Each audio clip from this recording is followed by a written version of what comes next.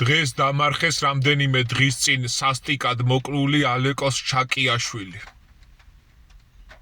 ბიჭი 19 წლის იყო და ბარში მოკლეს.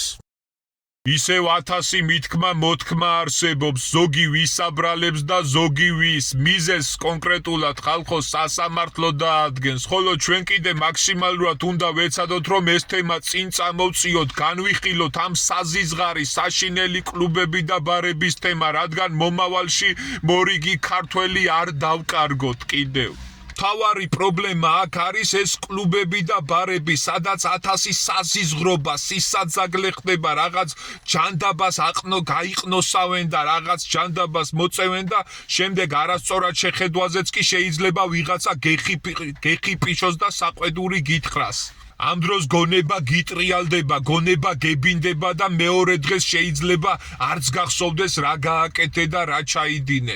ამიტომ ვცდილობ, რომ არ ვიარო ბარებშიც, ხანდახანს მაკაცებთან ერთად 1000-ში ერთხელ თუ წავალ ხოლმე და 1000 თვალი და 1000 ყური გჭირდება, 1000 საძაგლობა ხდება. სწორედ ამიტომ ახალგაზრდებს მოუწოდებ, რომ ისედაც შეუძლიათ გაერთონ რაღაც ჯანდაბის და სიბინძურის გაყნოსვის გარეშე და მოცაწევის რაღაც სიბინძური მოწევის გარეშე შეუძლია გაერთონ და გახალისდნენ და კარგი დრო ატარონ.